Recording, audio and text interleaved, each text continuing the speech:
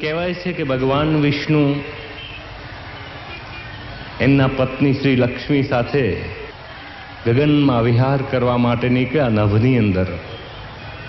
પણ જેમ જેમ એમનું પુષ્પક વિમાન નભમાં આમ ઘુમરાવા લેવા માંડ્યું ત્યારે ભગવાનનો ચહેરો ખિન્ન થતો ગયો, ઉદાસ થતો ગયો. લક્ષ્મીજીએ પૂછ્યું, કેમ? આપણે તો ફરવા માટે નીકળ્યા હતા, આ સૃષ્ટિમાં જોવા માટે નીકળ્યા હતા, ભૂતલમાં માનવો શું કરે છે એ જોવા માટે નીકળ્યા હતા, અને આપ ઉદાસ કેમ બની ગયા? ત્યારે ભગવાને એમ કીધું કે મારો હેતુવાદ જે છે એ બર આવ્યો નથી લાગતો. અહીંયા તો જેમ જેમ વિમાન નજીક જાય છે, જેમ જેમ પૃથ્વી દેખાય છે, એમ તો બધા પૃથ્વીના ટુકડાઓ દેખાય છે. એકબીજાના ટુકડાઓ માથે હથિયાર લઈ અને સૈનિકો ઊભા છે, એકબીજાનું પચાવી પાડવા માટે બધા તત્પર છે. આને લીધે ભગવાનને બહુ ખિન્નતા થઈ. લક્ષ્મીજી થોડા ડાયા ને એટલે એમણે કીધું કે આપણે પાછા જતા રહીએ, હવે આપણે વધારે અહીં દર્શન કરવું નથી. એટલે એ પુષ્પક વિમાન જ્યારે પાછું ફરતું હતું ત્યારે સૌરાષ્ટ્રની ધરતી ઉપર નીકળ્યું. એટલે થોડીક ગ્લાની હતી એમની દૂરથી ભગવાનની, પણ એમ ધીરે ધીરે ધીરે જ્યારે વિમાન ફરતું ફરતું ફરતું સૌરાષ્ટ્રની મધ્યમાંથી પસાર થયું અને ભગવાનના મુખમાંથી એકાએક શબ્દ સરી પડ્યો, અરે વાહ! એ જે વાહ શબ્દ નીકળ્યો એ ઘૂંટાતો ઘૂંટાતો, ગળાતો ગળાતો, ઘન થાતો થાતો આજે આપણી સમક્ષ અહીં બિરાજિત છે. ભગવાનને આપણે રાજી કરવા છે તો તુલસીદાસ કહે છે કે બિન સત્સંગ હરિકથા, કે જો ભગવાનની કથાનું શ્રવણ અને સત્સંગ જો આપણને મળે તો જ આપણને ભગવાનમાં અનુરાગ થાય. અનુરાગ એટલે પ્રીતિ, ભક્તિ થાય, પ્રેમ થાય. આપણો પ્રેમ દુનિયાની અંદર તો છે જ, દેહની અંદર પણ છે, સંબંધની અંદર પણ છે, જગતના પદાર્થોની અંદર છે. અનાદિકાળથી આપણે આવો પ્રેમ કરતા આવ્યા છીએ અને એ પ્રેમને લઈને આપણે જન્મ મરણ અને અનેક જાતના દુઃખોને ભોગવતા આવ્યા છે. પણ એનાથી જો આપણે મુક્ત થવું હોય તો એને માટે આ ઉપાય છે કે ભગવાનની કથાનું શ્રવણ કરવું. કારણ કે ભગવાનની કથા છે એ જ આપણો અનંત જન્મનો થાક ઉતારે છે. કથા અને થાક અવરાક્ષર કરો એટલે થઈ જાય. એટલે કથાને જો બરાબર પ્રેમથી સાંભળીએ તો આપણો થાક એટલે અનંત જન્મના જે આપણા દુઃખ છે, પાપ છે, ફેરા છે, આપણા ટળી જાય છે અને શાંતિ આપણને થાય છે. સાચે સંત મિલે કમી કાહુ રહી, સાચી શીખવે રામ કી રીત કુજી. ભગવાન ભજવા માટે તો દરેક મંડ્યા છે પોતપોતાની રીતે, પણ બધું ભેગું ભેળસેળ ચાલે. એક બાજુ ભજન એ ચાલતું ને એક બાજુ બીજું ચાલતું હોય. ભજન કરીને ઉઠીને સવારે વહેલા ઉઠીને કોકનું ખેતરના માંથી 4 પૂરો લઈને ચાલી જાય, ઘરમાં ચોરી કરીને ચાલી જાય, એ ભગવાનને પહોંચે નહીં. એટલે શુદ્ધ હૃદય થઈને ભગવાનની ભક્તિ અને ભજન છે ભગવાનને પહોંચે છે. ત્યારે એવા સંતો જેને ભજન કર્યું છે ને કરાવ્યું છે, પોતે ધર્મ પાડ્યો છે ને પડાયો છે, ભગવાન શ્રીજી મહારાજ પોતે પધાર્યા. એમના 500 સંતો પણ એવા જ એમને પોતે બનાવ્યા કે જગતની સમક્ષ એમનું જીવન જોઈને લોકોને ભગવાનમાં શ્રદ્ધા થઈ, લોકોને ધર્મનું આચરણ કરવાની વૃત્તિ થઈ. ભગવાન શ્રીજી મહારાજે એવા સંતો બનાવ્યા કે એ જગતને દુઃખદાયક નહીં, ત્રાસરૂપ નહીં, પણ એમને જોઈને શાંતિ થાય, એમના દર્શનથી શાંતિ થાય, એમના વાણીથી શાંતિ થાય, એમના ઉપદેશથી શાંતિ થાય, ધર્મની અંદર આપણને રુચિ થાય, ભગવાન વિશેની ભક્તિ થાય, એવા સંતો બનાવ્યા. અને એવા સંતો આ જગતમાં વિચરી અને હજારોનું જીવન પરિવર્તન કર્યું. લોકોની રહેલા દૂષણ, વ્યસન, અધર્મ, દુરાચાર આ બધું કાઢીને એક સમાજનું સારું સુંદર કાર્ય કર્યું. સમાજમાં એક શાંતિનું સ્થાપન કરી દીધું, સામ્રાજ્ય એમને સ્થાપ્યું. અને એટલા જ માટે બ્રિટિશરોએ કહ્યું કે ભાઈ સ્વામિનારાયણ ભગવાન આ લોકમાં પધાર્યા અને વગર હથિયારે શાંતિ એમને સ્થાપી છે. કારણ કે ભગવાન શ્રીજી માને લોકોના હૃદય ઉપર રાજ્ય કરવું હતું. આ જગતનું રાજ્ય લેવાય આવ્યા નહોતા. અને કોઈ પણ આપણે અવતારી પુરુષો આવ્યા, રામ આવ્યા, ભગવાન કૃષ્ણ આવ્યા, તો એમને ક્યાં રાજ લીધું છે? એમને રાવણને એમના ભાઈને રાજ આપી દીધું છે. ભગવાન કૃષ્ણે એમના કંસના પિતાને આપી દીધું. પોતે રાજ કરવા નહોતા આવ્યા, બીજાને સુખ આપવા આવ્યા હતા. પણ લોકોને એમ આ ભાવનાથી જોઈએ એટલે ત્યાં સુધી સુખ ના આવે, એમ શ્રીજી મહારાજે પણ કુશળકુરુભાઈ 500 ગામનું રાજ આપ્યું. તો મારે કે ન જોઈએ, હું તો લોકોનું કલ્યાણ કરવા માટે આવ્યો છું, લોકોનું શ્રેય કરવા માટે આવ્યો છું. કારણ કે એમની ભાવના જે હતી કે આ પ્રમાણે લોકોનું કલ્યાણ કેમ થાય, અને એ જ ભાવના એમને સંતોને આપી કે આ તમે જઈને વાત કરો, મારો સંદેશો બધાને આપો, અને દરેકનું જીવન પવિત્ર તમે એ રીતે કરો. પણ પહેલાં તમે પવિત્ર રહેજો, તમે પહેલાં શુદ્ધ રહેશો તો લોકોનું જીવન શુદ્ધ બનશે. ત્યારે એવા પવિત્ર સંતો શ્રીજી મહારાજે બનાવ્યા, જેના જીવનમાં આપણે ગુણાત્યાન સ્વામી પણ જોયા, એવા મુક્તાન સ્વામી, ત્યાન સ્વામી, બ્રહ્માન સ્વામી મોટા સંતો થઈ ગયા છે. એમના જીવનમાં આપણે જોઈએ છીએ એમ ગામે ગામ સુખ દુઃખ વેઠીને પણ એમને કાર્ય કર્યું છે. અને ત્યાર પછી પણ શાસ્ત્રીજી મહારાજ, યોગીજી મહારાજ એ આપણે જોયા કે એમને પણ આ લોકોની અંદર કેમ સારું થાય ભાવના, યોગી મહારાજની સાધુતા, એમની જે સંતતા, એમનું જે જીવન એકદમ નિર્મળ ને પવિત્ર, કે એમને જોવાથી જ આપણને શાંતિ થાય, બોલે ના બોલે તો પણ છતાં એવા પવિત્ર પુરુષ, કારણ કે પોતે શુદ્ધ હતા, કોઈ દિવસ કોઈના જીવને દુઃખ થાય એવું એમને કર્યું પણ નથી.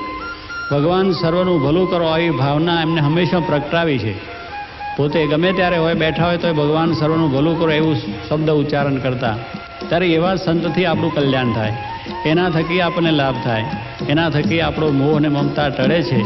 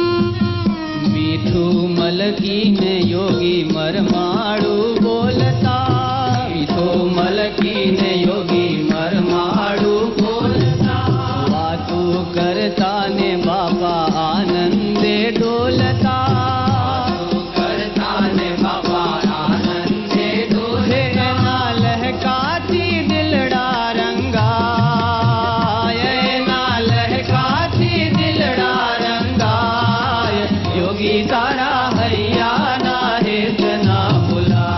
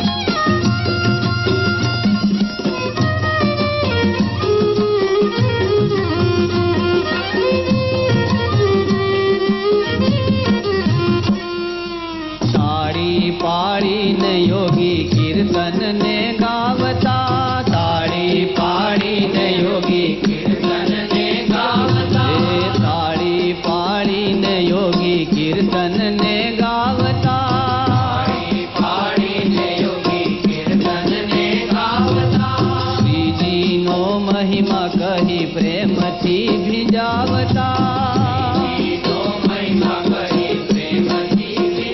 એની આંખોથી અમૃત ઢોળાય એની આંખોથી અમૃત ઢોળાય યોગી તારા હૈયાના હેત ના ભૂલાય હૈયાના હેત ના ભૂલાય યોગી તારા હૈયાના હેત ના ભૂલાય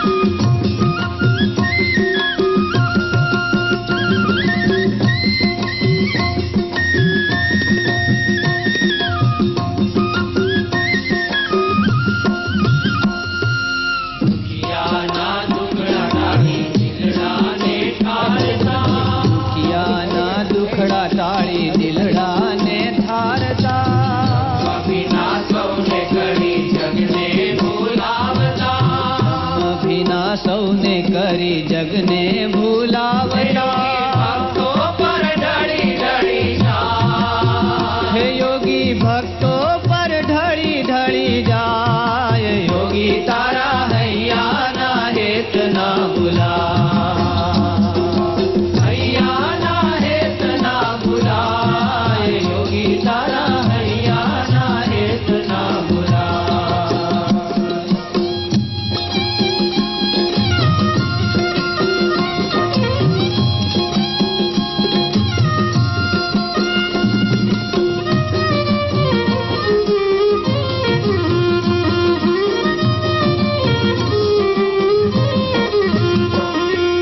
ભવ ભવનો ભેરુ મારો જોગીડો લાગતો ભવનો ભેરુ મારો જોગીડો લાગતો વાણીનો ડંકો એનો ચારે કોર વાગતો વાણીનો ડંકો એનો ચારે કોર વાગે આજ પ્રમુખ સ્વામી માં સંભળાય આજ પ્રમુખ સ્વામી માં સંભળાય હે આજ પ્રમુખ સ્વામી માં સંભળાય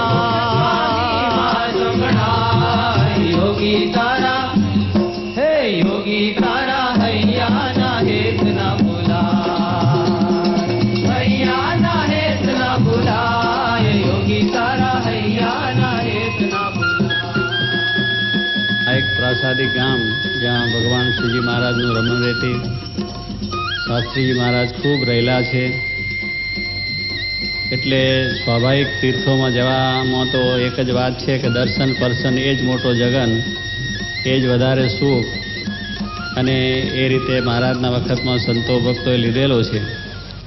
આપણે બીડામાં લીધો છે, એ વખતે સગવડ નહોતી ને લીધેલો છે. પણ એ આનંદ અને સુખ અને આ સ્મૃતિ એ કાયમ માટે રહેશે. કારણ કે આવો પ્રસંગ આપણા જીવનમાં બહુ ઓછા હોય છે.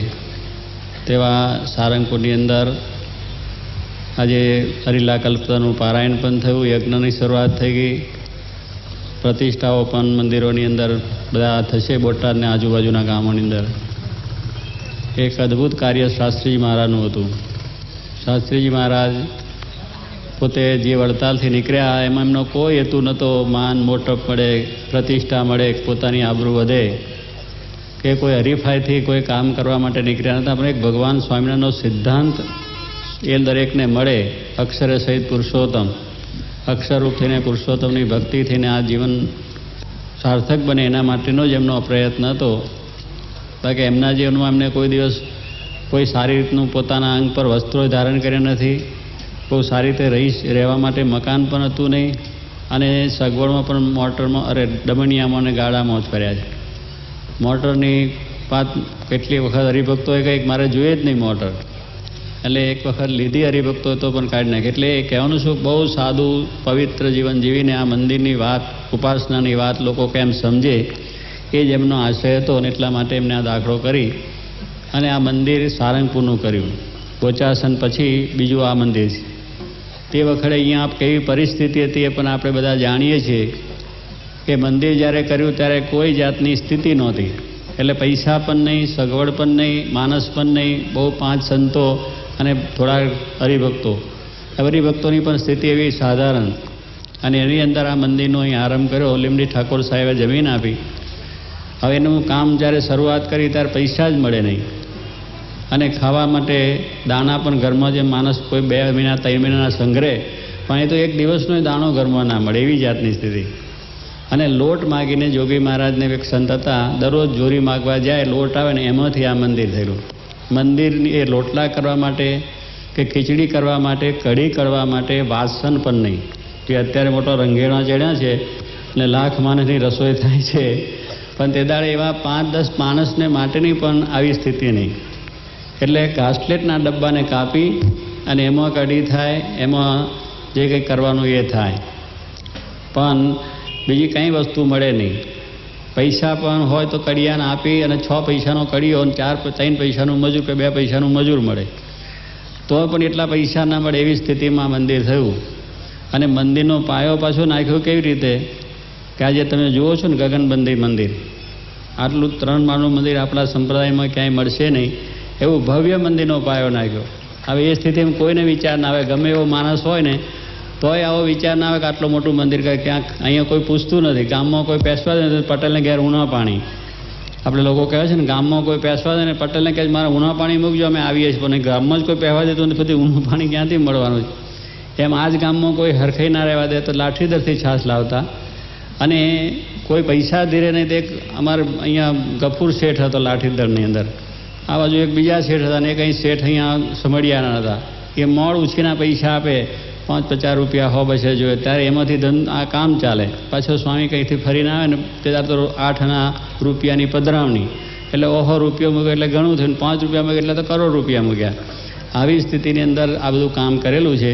અને તે વખતે જે આ પાયો નાખ્યો છે એટલે કાર્ય ઉપરથી કારણનો ખ્યાલ આવે કે જ્યારે કશું જ માણસ નથી ત્યારે એનો કોઈ વિચાર પણ ના આવે કે આવું મોટું મંદિર કરું.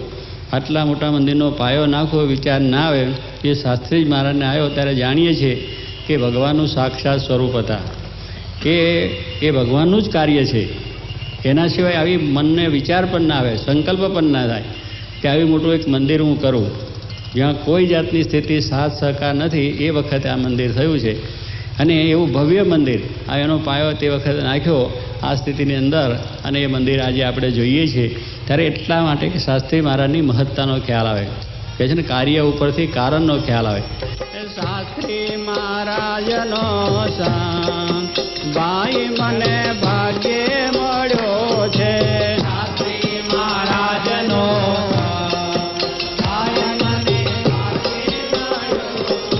શાસ્ત્રી મહારાજનો સંત ભાઈ મને ભાગ્યે મળ્યો છે.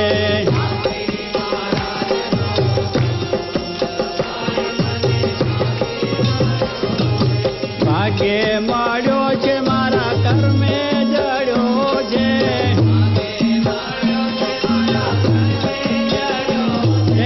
ભાગ્યે મળ્યો છે મારા કર્મે જડ્યો છે.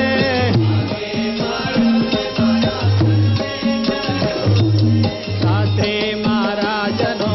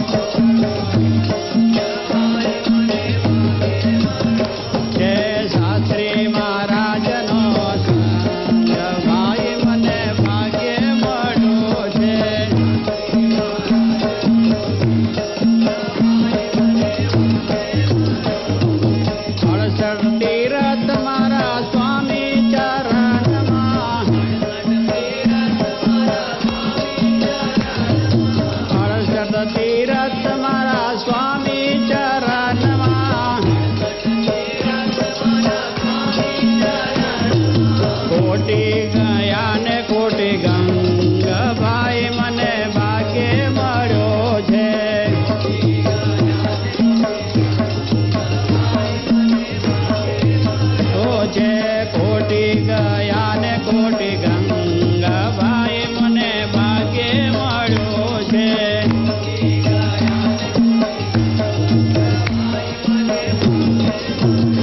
હે શાસ્ત્રી મહારાજનો સંગ ભાઈ મને ભાગ્યે મળ્યો છે.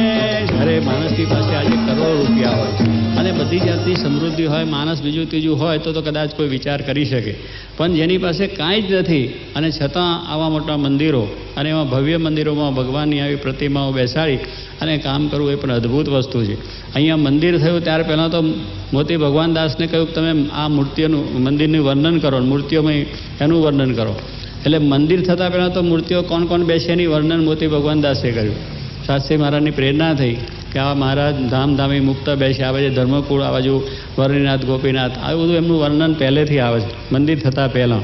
એટલે કહેવાનું છે અગમ એટલી બધી એમની આગળ દ્રષ્ટિ હતી કે ઘણા અગમ દ્રષ્ટિવાળા પુરુષ હતા અને બહુ જ એમને એ રીતે લૌકિક દ્રષ્ટિએ જોઈએ તો પણ એ બુદ્ધિમાં શ્રેષ્ઠ બુદ્ધિશાળી પણ કહી શકાય. વ્યવહાર કુશળ પણ એટલા હતા, માયાળુ પણ એટલા હતા અને તેજ પણ એટલા હતા કે એની આંખ સામું તમે જોઈ ન શકો એવી એમની એક તેજસ્વી આંખ હતી. અને કરુણા દ્રષ્ટિ પણ એટલી જ પાછી કે ઘડી પર પછી તમે જુઓ એટલી દયા, એટલો પ્રેમ, એટલો આનંદ આપણને મળે એવી એક દિવ્ય મૂર્તિ શાસ્ત્રીજી મહારાજ. એમને આ સ્થાનમાં ખૂબ ખૂબ પ્રેમ હતો. એ પ્રેમને લઈને એમને આવું એક સુંદર મંદિર પણ કર્યું છે અને આ સત્સંગની પ્રવૃત્તિ, આ મંદિરોની પ્રવૃત્તિ એમને કરીને આમાં ભવ્ય મંદિરો ઘણા કર્યા છે. એમના સંકલ્પે, જોગી મહારાજની પ્રેરણાથી આજે દેશ પ્રદેશની અંદર અક્ષર પુરુષોત્તમનું જ્ઞાન અને મંદિરોની પ્રવૃત્તિ ખૂબ વધી રહેલી છે અને એને લઈને આજે દેશ પરદેશથી, આખા ભારતમાંથી અહીંયા આજે ભક્તો પધાર્યા છે કે આજે દરેક ઠેકાણેથી આવ્યા છે અને એ રીતે આ લાભ લઈ રહ્યા છે. સ્થાન નાનું છે છતાં શોભાવંત સારંગપુર એમ નિષ્કુળાનંદ સ્વામીએ ઘણા વર્ષો પહેલાં કહ્યું. મહારાજે ફૂલદોર ઉત્સવ રમ્યા ત્યારે એ પ્રમાણે નિષ્કુળાનંદ સ્વામી કે ભગવાન શ્રીજી મહારાજે શોભાવંત સારંગપુરની અંદર ફૂલદોરનો સમય, શોભાવંત કેવું છે આપણે જાણીએ. તે દાડે 200-500ની વસ્તી છે, રોડ નહીં, રસ્તા નહીં, કાંઈ નહીં. મને ખબર છે હું જ્યારે આવ્યો, સાધુ થયો ત્યારે જાલીલા ઉતરીને રસ્તે આવવું પડતું. અહીંયા બોટાદથી કોઈ વાહન વ્યવહારની વ્યવસ્થા નહીં, પગે ચાલીને આવવું પડતું હતું, ગાળા રસ્તે આવવું પડે, એક કામ આવવું પડે એવી સ્થિતિ હતી. આજે અહીંયા આગળ તમારે જ્યાં જવું હોય ત્યાં બસ મળે. શાસ્ત્રી મહારાજ કહેતા કે આ મંદિર ગામનો પણ ખૂબ વિકાસ થવાનો છે, એટલે આથી પણ હજુ વધારે સારો વિકાસ થશે. ગોપાળાનંદ સ્વામીનો પણ વરદાન છે કે અહીંયા ચારે બાજુનો વિકાસ થવાનો છે. ત્યારે એવું આ શોભાવંત સારંગપુર એની અંદર આપણને આવ્યા એટલે આપણને એક દર્શન થયા, એ જ બહુ મોટી વાત છે. બહુ ભાગ્ય હોય તો થાય, ભીડો તો પડ્યો છે, પણ જે દર્શન કરશે એનું પણ સ્વામી કહે છે કલ્યાણ થઈ જશે, એનું પણ ભગવાન આપણને સુખ્યા કરશે એવું આ પવિત્ર ધામ છે. એટલે ધામની અંદર આવીને આપણને આનો પણ આ તો શાસ્ત્રીમાંનો ખ્યાલ આપ્યો કેવી પરિસ્થિતિમાં આ મંદિર કર્યું છે અને આજે એ મંદિરની જાહો જલેવી આપણે જોઈએ છીએ કે ચારે બાજુ એવું સરસ રીતનું કાર્ય થયેલું છે. અહીંયા સંત સ્વામી એક બહુ જ આપણને તપસ્વી પુરુષ છે અને એ અહીંયા ધૂની દગાઈને બેઠા છે અને એમને લઈને આજે સંતો અહીંયા ખૂબ સારી રીતે અભ્યાસ કરી રહ્યા છે, ટ્રેનિંગ લઈ રહ્યા છે અને ખૂબ સુંદર રીતે અભ્યાસ કરીને ગામો ગામ ફરી પ્રચાર કાર્ય કરે છે. શાસ્ત્રી મહારાજનો સંગ ભાઈ મને ભાગ્ય મળ્યો છે.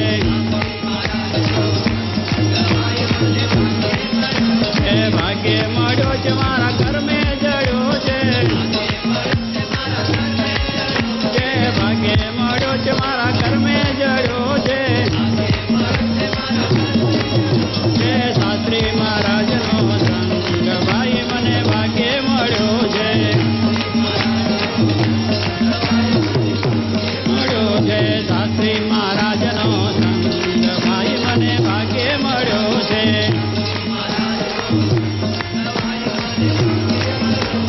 શાસ્ત્રી મહારાજનો સંગ ભાઈ મને ભાગ્ય મળ્યો છે.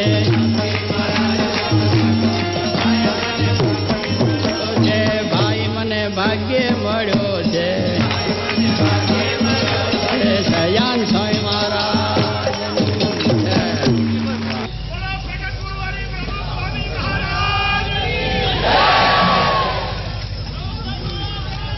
હવે ચલાવ તમારું. હવે સંતોનું કીર્તન ભક્તિ ચાલશે.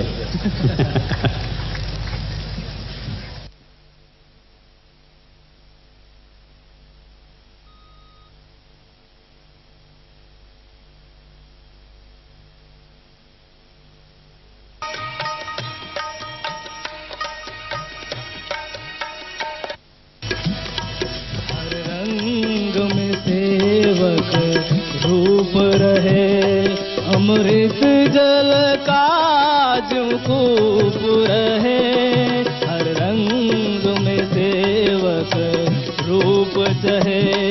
अमृत जल का जो कूप रहे, सत्कर्म करे और चुप रहे।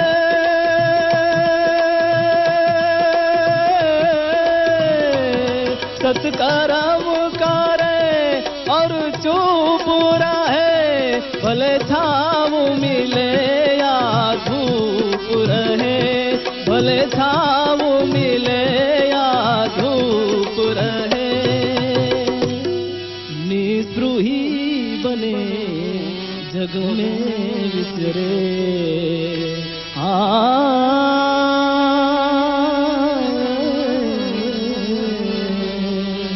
निस्पृही बने जग में विचरे, और रहे वे धीर गंभीरी में जो आनंद संत फकीर करे। आनंद नाही अमीरी में, आनंद संत फकीर करे।